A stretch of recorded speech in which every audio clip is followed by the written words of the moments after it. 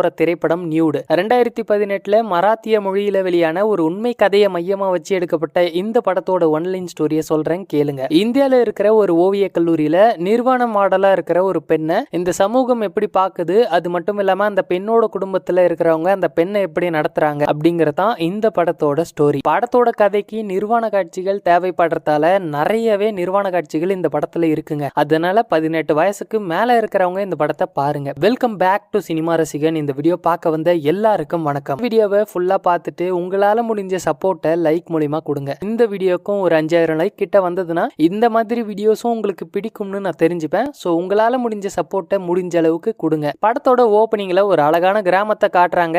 விடியற் காலையில அந்த கிராமத்துல இருக்கிற பெண்கள் எல்லாரும் ஊர் குளத்தங்கரையில துணி துவைச்சிக்கிட்டு இருக்காங்க. அங்கதான் நம்ம கதாநாயகி யமுனாவும் துணி துவைச்சிக்கிட்டு இருக்கா. துணி துவைச்சு முடிச்சிட்டு அப்படியே குளத்துல இறங்கி உள்நீச்சல் அடிச்சு இக்கரையில இருந்து அக்கறைக்கு போறா. அக்கறையில ஒரு அழகான பெண் அரை நிர்வாணமா ஊஞ்சல்ல உட்காந்து ஆடிக்கிட்டு இருக்கா. கொஞ்ச நேரத்துல ஒரு ஆள் அந்த ஊஞ்சல் கிட்ட வந்து ஊஞ்சல்ல உட்காந்துக்கிட்டு இருக்கிற அந்த பெண்ணை அப்படியே அலையக்கா தூக்கி தண்ணி உள்ள போட்டு மேட்ரு பண்றான். அவங்க 2 பேரும் மேட்ரு பண்றத அருவருப்பா பார்த்து யமுனா அழுதுகிட்டு இருக்கா. ஏன்னா யமுனாவோட புருஷன் தான் அந்த பொண்ணு கூட சேர்ந்து மேட்ரு பண்ணிக்கிட்டு இருக்கான். அதை பார்த்துட்டு எதுவுமே பண்ண முடியாம வீட்டுக்கு வந்து செவத்துல சாஞ்சி உட்காந்து அழுதுகிட்டு இருக்கா யமுனா. கொஞ்ச நேரத்துல யமுனா புருஷன் வீட்டுக்கு வந்து ஏண்டி திருட்டு நாயே, நான் எவ கூட சுத்தினா உனக்கு என்னடின்னு போட்டு யமுனாவை அடி அடின்னு அடிக்கிறான். அதை பார்த்துக்கிட்டு இருந்த யமுனாவோட பையன், ஏய் நீ யாரா எங்க அம்மாவை அடிக்கன்னு மல்லு கட்டுறான். உடனே யமுனா வந்து, ஏய் இது எனக்கும் என் புருஷனுக்கும் நடக்கிற சண்டை, உனக்கு இங்க என்ன வேலை, ஸ்கூலுக்கு போடான்னு யமுனா சொல்றா. அந்த பையனும், ஸ்கூல் ஃபீஸ் என்ன உங்க அப்பனா கொடுப்பான், ஃபீஸ் கட்டலைன்னா உள்ள விட மாட்டாங்கம்மான்னு சொல்லிட்டு அந்த பையன் ஓடி போயிடுறான். அதுக்கப்புறம் யமுனாவோட புருஷன், இங்க பாரு இதுக்கு மேல என்னோட விஷயத்துல மூக்க நுழைச்சன்னு வையன் கொன்றுவன்னு மிரட்டிட்டு அவ கையில இருக்கிற வளையல அடிச்சு பிடுங்கிக்கிட்டு அந்த பொண்ணோட வீட்டுக்கு போயிடுறான் யமுனாவோட புருஷன். அந்த வளையல வச்சுதான் யமுனா பையனுக்கு ஸ்கூல் ஃபீஸ் கட்டலாம்னு இருந்திருக்கா. வீட்டுல இருந்து கிளம்பி அவ வேலை செய்யற கம்பெனிக்கு போய், முதலாளி என்னோட அடுத்த மாச சம்பளத்தை இப்பவே தர முடியுமா, என்னோட பையனுக்கு ஸ்கூல் ஃபீஸ் கட்டணும்னு கேக்குறா. அடுத்த மாசம் சம்பளமா, அதை போய் உன் புருஷன் கிட்ட கேளு, அவன் நேத்தே வந்து அதை வாங்கிட்டு போயிட்டான், இப்போ உனக்கு காசு கொடுத்தா எனக்கு என்ன கிடைக்கும்னு அவன் டபுள் மீனிங்ல கேக்குறான். உடனே யமுனா என்ன சொல்றான்னு பாத்தீங்கன்னா, யோ காசு இருக்குதுன்னா இருக்குன்னு சொல்லு, இல்லன்னா இல்லன்னு சொல்லு, அதை விட்டுட்டு தேவையில்லாத பேசாத, இங்க பாரு நான் இனிமேல் வேலைக்கு வரமாட்டேன்னு சொல்லிட்டு யமுனா கோவமா கிளம்பி அந்த பொண்ணோட வீட்டுக்கு போய், டே மங்குனி புருஷா வெளியே வாடான்னு ரோட்ல நின்னு கத்துன்னு கத்துறா. ஊர்ல இருக்கிற எல்லாரும் வேடிக்கை பாக்குறாங்க. வீட்டுக்குள்ள இருந்து கோவமா அவளோட புருஷன் அடிக்கிற மாதிரியே வெளியே வந்து, என்னடி வேணும் உனக்கு திருட்டு நாயேன்னு கேக்குறான். அத வந்து அந்த பொண்ணு வீட்டுக்கு மேல நின்னு யமுனாவை வெறுப்பேத்துற மாதிரியே பார்த்து சிரிச்சுக்கிட்டு இருக்கா. யோ இங்க பாரு இந்த சக்காலத்தி கூட சுத்தாதையா, அவ ஊர்ல இருக்கிற எல்லா ஆம்பளைங்களையும் மயக்கி சோகமா இருந்துட்டு கழட்டி விட்டுருவா, அதுக்கப்புறம் நீ என்கிட்ட தான் வரணும்னு சொல்ல யமுனாவோட புருஷன் கடுப்பாகி யமுனா மூஞ்சில காரி தூன்னு துப்பிட்டு உள்ள போயிடுறான். யமுனாவும் எதுவுமே பண்ண முடியாம அப்படியே நடந்து போய் குளத்துல இறங்கி தலைமுழுகிட்டு ஈரப்போடவையோட ரோடெல்லாம் நடந்து வீட்டுக்கு போறா. போகும்போது ஊர்ல இருக்கிற எல்லாரும் அவளை பாக்குறாங்க. இதுக்கு மேல இந்த ஊர்ல இருந்தா அவளுக்கு மரியாதை இருக்காதுன்னு நினைச்சுக்கிட்டு வெளியூருக்கு போய் ஏதாவது வீட்டு வேலை செஞ்சாவது பொழைச்சிக்கலாம்னு யாருக்கிட்டையும் சொல்லாம அடுத்த நாள் பொழுது விடியறதுக்கு முன்னாடியே அவளோட பையனை கூட்டிக்கிட்டு யாருக்கும் தெரியாம பஸ் பிடிச்சி மும்பைக்கு போயிடுறா. மும்பைல ஒரு ஸ்லம் ஏரியால இருக்கிற அவளுக்கு தெரிஞ்ச சந்திரா அக்கா வீட்டுக்கு போய் நடந்த எல்லா விஷயத்தையும் சொல்லி ஓன்னு அழுதுகிட்டு இருக்கா. சந்திரா அக்காவோட வீட்டுக்கு பக்கத்துல சலீம் அப்படிங்கிற ஒரு பையன் இருக்கான். அவனை கூப்பிட்டு யமுனாவோட பையனுக்கு மும்பையை சுத்தி காட்டுன்னு சொல்லி அனுப்பிட்டு யமுனா கிட்ட, சரி விடுமா நடந்தது நடந்து போச்சு, எதுவா இருந்தாலும் பாத்துக்கலாம், நான் இருக்கேன்ல, இது உன் வீடு மாதிரி நினைச்சிக்கோ, கவலைப்படாதன்னு சொல்லிட்டு சாப்பாடு போடுறாங்க. சாப்பிட்டுட்டு அன்னைக்கு நைட்டு தூங்கும் போது, அக்கா எனக்கு ஏதாவது வேலை வாங்கி தரியான்னு சந்திரா அக்காவை தூங்க விடாம கேக்குறா. அவங்களும் வாயை மூடிட்டு தூங்குடின்னு திட்டிட்டு தூங்கிடுறாங்க. அடுத்த நாள் யமுனா மும்பைல இருக்கிற எல்லா கடையிலயும் வேலை கேட்டு ஏறி இறங்குறா. ஒருத்தன் கூட வேலை தர மாதிரியே தெரியல. அவ்வளோ கடை ஏறி இறங்குனதுல செருப்பு பிஞ்சதுதான் மிச்சம். அதே நேரம் அந்த சலீம் என்ன பண்றான்னு பாத்தீங்கன்னா, யமுனாவோட பையனை கூட்டிக்கிட்டு போய் எல்லா கெட்ட பழக்கத்தையும் சொல்லி தரான். அவனும் சிகரெட்டு தண்ணி பாக்கு போடுறதுன்னு எல்லாத்தையும் இன்ட்ரெஸ்டா கத்துக்கிறான். அடுத்த நாள் யமுனா வந்து சந்திராவோட புருஷன் கிட்ட, அக்கா என்ன வேலை செய்யறாங்கன்னு கேட்க, அவர் என்ன சொல்றாருன்னா, அவ வந்து ஏதோ ஆர்ட்ஸ் காலேஜ்ல பெருக்கிற வேலை செய்யறாமான்னு சொல்றாரு. ஆனா பெருக்கிற வேலை செய்யறவங்களுக்கு எப்படி இவ்வளவு காசு வருதுன்னு சந்தேகம் வருது யமுனாக்கு. அதை கண்டுபிடிக்கிறதுக்காக சந்திரா அக்காவை ஃபாலோ பண்ணிக்கிட்டே அந்த காலேஜுக்கு போறா. சந்திரா அந்த காலேஜுக்குள்ள போனதுக்கு அப்புறம் அங்க இருக்கிற ஸ்டூடெண்ட்ஸ் ப்ரொஃபசர்ஸ் எல்லாரும் சந்திராவை பார்த்து விஷ் பண்றாங்க. யமுனாக்கு ஒண்ணுமே புரியல. பெருக்கிற வேலை செய்யறவங்களுக்கு இவ்வளோ மரியாதையான திருட்டுத்தனமா பாத்துக்கிட்டு இருக்கா. சந்திராக்கா கொஞ்ச நேரம் காலேஜை பெருக்கிற மாதிரி பெருக்கிட்டே ஒரு கிளாஸ் ரூம்குள்ள போறாங்க. அங்க ஒரு 10 ஸ்டூடெண்ட்ஸ் இருக்காங்க. அதுல பாய்ஸ் கேர்ள்ஸ்னு எல்லாரும் கலந்து இருக்காங்க. சந்திரா உள்ள போய் ப்ரொஃபசர் கிட்ட எல்லாம் ரெடி தானே சார்னு கேக்குறாங்க. அவரும் எல்லாம் ரெடி தான் சந்திரா, நீ போய் ரெடி ஆகிட்டு வான்னு சொல்ல, சந்திராவும் பசங்களா எல்லாருக்கும் ஆல் தி பெஸ்ட், எல்லாரும் நல்லா வரையணும் என்ன அப்படின்னு சொல்லிட்டு அந்த ரூம்ல ஒரு ஸ்கிரீன் இருக்கு. அங்க போய் அவங்களோட ட்ரெஸ்ஸை கழட்டிட்டு நிர்வாணமா வந்து அந்த பசங்க முன்னாடி நிக்கிறாங்க. அவங்களும் நிர்வாணமா இருக்கிற சந்திராக்காவை வரைய ஸ்டார்ட் பண்றாங்க. இந்த எல்லா விஷயத்தையும் யமுனா வந்து அந்த கிளாஸ் ஜன்னல் வழியா அருவருப்பா பாத்துக்கிட்டு இருக்கா. சந்திராக்கா நிர்வாணமா போஸ் கொடுக்கும்போது யாரோ ஜன்னல்ல ஒளிஞ்சு நின்னு பாக்குற மாதிரி அவங்களுக்கு தெரியுது. உடனே ஜன்னல்ல யாரோ பாக்குறாங்க அப்படின்னு கத்த ஆரம்பிச்சிடுறாங்க. யமுனாவும் சந்திராக்கா கத்துறத பார்த்து பயந்து போய் அங்கிருந்து ஓடி போயிடுறா. அன்னைக்கு ஈவினிங் சந்திரா வீட்டுக்கு வந்த உடனே இவன் நைஸா கேக்குறா, அக்கா இந்த வேலை செய்யறதுக்கு உனக்கு வெக்கமே இல்லையான்னு. அப்படி ஒரு வார்த்தையை யமுனா வாயில இருந்து கேட்ட உடனே சந்திரா புரிஞ்சுக்கிட்டு, என்னடி பேசுற, என் புருஷனுக்கு வேலை போனதுக்கு பின்னாடி சோத்துக்கு எவ்வளவு கஷ்டப்பட்டோன்னு எனக்கு மட்டும்தான் தெரியும். இங்க எவங்கிட்ட வேலை கேட்டு போனாலும் மூஞ்சிய பார்க்காம கழுத்துக்கு கீழே பார்த்து தான் வேலை தரானுங்க. ஒன்னு சொல்ற நல்லா கேட்டுக்கோ, ஒரு பொண்ணுக்கு ஏதாவது தேவைனா அவளை ஒரு செக்ஸ் ஆப்ஜெக்டா மட்டும்தான் பாப்பானுங்க. அது நல்லா புரிஞ்சுக்கோ. நான் இந்த மும்பைல வந்து வேலை தேடி சுத்திக்கிட்டு இருக்கும் போது என் பக்கத்து வீட்டுக்காரி தான் இந்த வேலையை வாங்கி கொடுத்தா. என்னோட உடம்பு மூலமா ஒரு 10 பேரை படிக்க வைக்கிறேன். எனக்கு தேவையான காசு இதுல வருது. இதுக்கு ஏண்டி நான் வைக்கப்படணும்? இங்க பாரு, இந்த விஷயத்தெல்லாம் என் புருஷன்கிட்ட போய் உளறி வைக்காத. நான் பெருக்கிற வேலை செய்யறேன்னு தான் இங்க இருக்கிற எல்லாருக்கும் தெரியும்னு சொல்லிட்டு போயிடுறாங்க. இவளும் அன்னைக்கு ஃபுல்லா அதை பத்தியே யோசிச்சுட்டு அடுத்த நாளும், அக்கா நீ எத்தனை வருஷமா அங்க வேலை செய்யறேன்னு கேக்குறா. நான் ஒரு 20 வருஷமா செய்யறேன்டி. உனக்கு ஒண்ணு தெரியுமா, எத்தனையோ பேர் நியூட் மாடலா வந்து போயிட்டாங்க. நான் மட்டும்தான் அங்க இத்தனை வருஷமா தொடர்ந்து நியூட் மாடலா இருக்கேன். அதனாலதான் நமக்கு அங்க இவ்வளவு மரியாதை.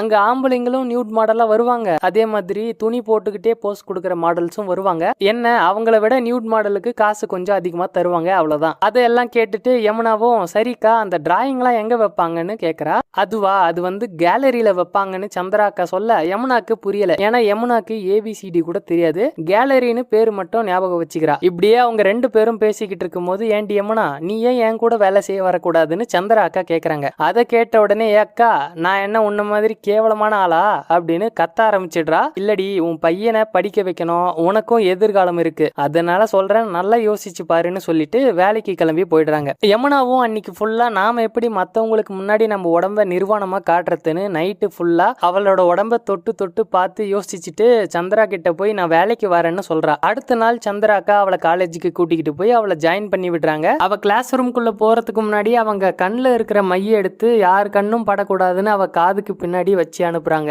யமுனா முதல்ல தன்னோட புருஷனுக்கு காட்டின உடம்ப ஒரு 10 ஸ்டூடெண்ட்ஸ்க்கு முன்னாடி காட்ட போறா.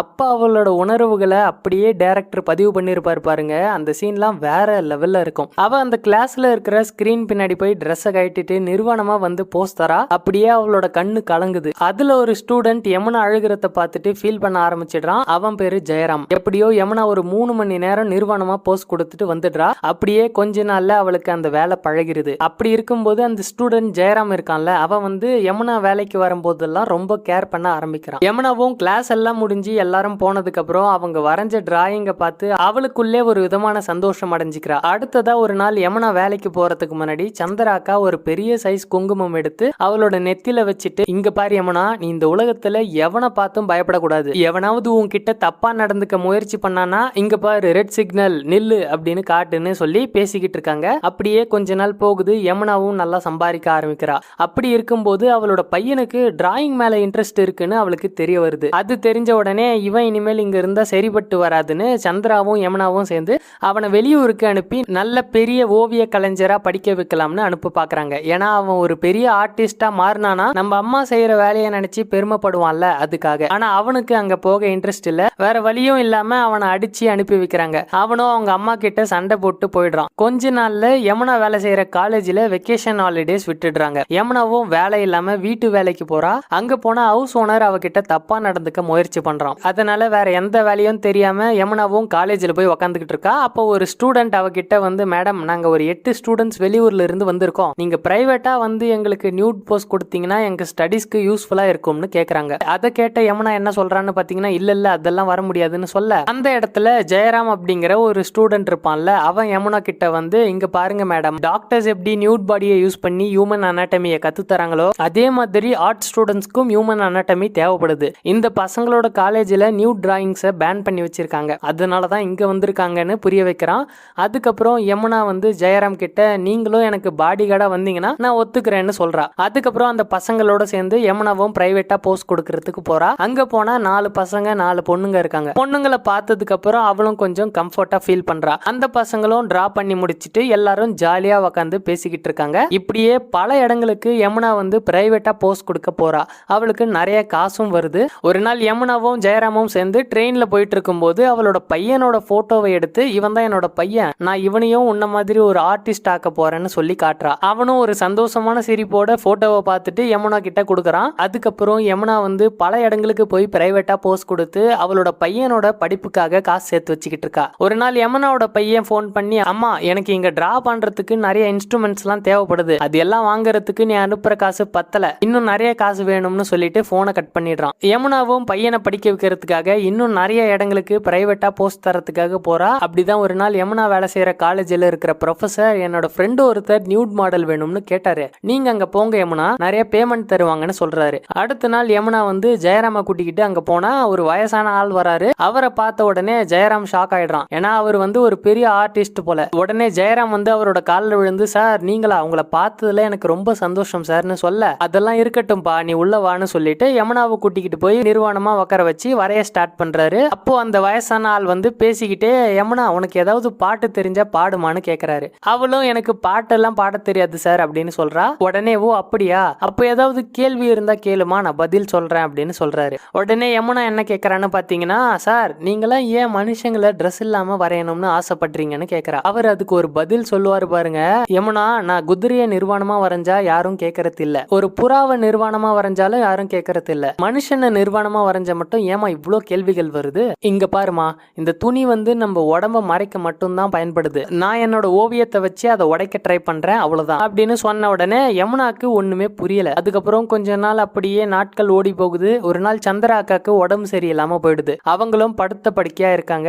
இப்ப யமுனா தான் அவளோட பையனை படிக்க வைக்கணும், சந்திரக்காவை பார்த்துக்கணும்னு கடுமையா வேலை செஞ்சுக்கிட்டு இருக்கா. ஒரு நாள் யமுனா கிளாஸ்ல நியூடா போஸ்ட் கொடுக்கும்போது ஆபாசத்தை ஒழிப்போம் ஆபாசத்தை ஒழிப்போம்னு கொடி பிடிச்சிக்கிட்டு ஒரு கூட்டம் வந்து அந்த காலேஜுக்குள்ள இருக்கிற எல்லாத்தையும் அடிச்சு நொறுக்கிட்டு போயிடுறானுங்க. இவ்வளவு விஷயம் நடந்ததுக்கு அப்புறம் நீ தான் யமுனா முடிவு பண்ணணும், பசங்களுக்கு நியூட் மாடலா இருக்க போறியா இல்லையான்னு ப்ரொஃபசர் சொல்றாரு. அதை கேட்ட யமுனா, இவ்வளவு நாள் இந்த வேலையை செஞ்சுதான் சார் என்னோட பையனை படிக்க வச்சிருக்கேன், இப்போ என் குடும்பத்தையும் பாத்துக்கிறேன், என்ன ஆனாலும் சரி நான் இருக்கேன் சார்னு சொல்லிட்டு யமுனா வந்து கிளாஸ் ரூம்குள்ள போயிடுறா. அன்னைக்கு நைட்டு யமுனாவோட பையன் ஊர்ல இருந்து வந்து, அம்மா இதுக்கு மேல நான் படிக்க போறது இல்ல, நான் துபாயில போய் ஒட்டகமைக்க போறேன், அங்கேயே நிறைய சம்பளம் தராங்களாம், அதனால நீ இதுக்கு மேல வேலைக்கெல்லாம் போகாத அப்படின்னு சொல்றான். அதை கேட்ட யமுனா, என்னடா என்னாச்சு, படிக்கிறதுக்கு ஏதாவது காசு பத்தலையான்னு கேக்குறா. அதெல்லாம் இல்லம்மா, எனக்கு டிராயிங் மேல இருந்த இன்ட்ரெஸ்ட் போயிடுச்சு அவ்வளவுதான், வேற ஒண்ணும் இல்ல அப்படின்னு சொல்றான். அது மட்டும் இல்லாம இன்னொரு கேள்வியும் யமுனாவை பார்த்து கேட்கறான். அன்னைக்கு நீ ஒரு வயசான ஆள் கூட கார்ல போனியாமே, சலீம் சொன்னா, நீ அப்படி அவங்க கூடயே போய் சுத்திட்டு வர காசுல ஒன்னும் நான் படிக்கணும்னு எனக்கு அவசியம் இல்ல,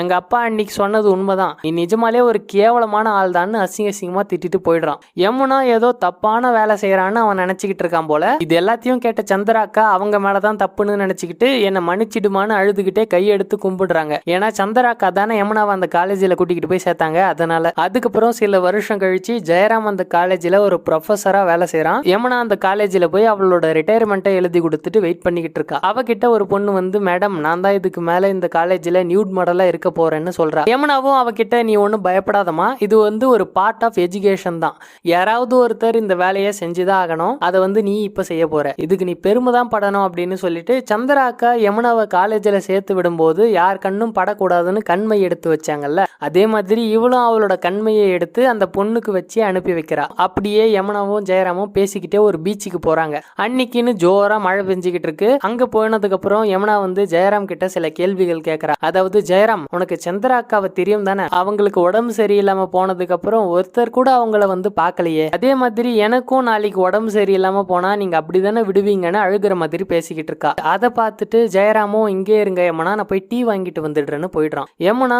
கவலையோடு நின்னுகிட்டு இருக்கா. ஏன்னா தன்னோட பையனுக்காக தான் அவ இவ்வளோ கஷ்டப்பட்டு இந்த வேலையை செஞ்சா. அவனே அவளை பத்தி புரிஞ்சுக்கல, இதுக்கு மேல யாருக்காக வாழ போறோம்னு அப்படியே நடந்து கடலுக்குள்ள போயிடுறா. ஜெயராம் டீ வாங்கிட்டு வந்து பார்த்தா யமுனாவை காணோம். அவனும், யமுனா எங்க போனீங்க யமுனா அப்படின்னு கத்திக்கிட்டே கடலுக்குள்ள ஓடுறான். அதுக்கப்புறம் சில வருஷம் கழிச்சு யமுனாவோட பையன் நல்லா தடி தாண்டவராய மாதிரி கூலி வேலை செஞ்சுக்கிட்டு இருக்கான். அவனோட ஃப்ரெண்ட்ஸுங்களோட சேர்ந்து நடந்து போயிட்டு இருக்கும்போது நியூட் ஆர்ட் கேலரி அப்படிங்கிற ஒரு போஸ்டரை பார்த்துட்டு அந்த காலேஜுக்குள்ள போறான். உள்ள போனா பெரிய பணக்காரங்கெல்லாம் வந்து அந்த ஆர்ட் எக்ஸிபிஷனை பார்த்துக்கிட்டு இருக்காங்க. அந்த எக்ஸிபிஷனை ஜெயராம் தான் நடத்துறான். ஜெயராம் வந்து யமுனாவோட பையன் உள்ள வரத்த பார்த்துடுறான். யமுனாவோட பையனும் நேரா உள்ள போய் அந்த பெயிண்டிங்ஸ் எல்லாத்தையும் பார்த்துக்கிட்டு இருக்கான். அந்த பெயிண்டிங்ஸை பார்த்ததுக்கு அப்புறம் பையன் மூடாயிடுறான். மூடானதுக்கு அப்புறம் அந்த பெயிண்டிங்கோட ஃபேஸை பார்த்தா இவனோட அம்மா ஃபேஸ் இருக்கு. அதை பார்த்துட்டு ஷாக் ஆன அந்த பையன், எங்க அம்மாவோட உடம்ப ஊருக்கு முன்னாடி எக்ஸிபிஷன் வச்சு காட்டுறியாடா நாயேன்னு நேரா நேராக போய் ஜெயராம பிடிச்சி ஆடி ஆடின்னு அடிக்கிறான். அப்படியே படத்தை முடிக்கிறாங்க. அவ்வளோதான் கைஸ் இந்த வீடியோ. தேங்க்ஸ் ஃபார் வாட்சிங் guys. Thanks, keep support me.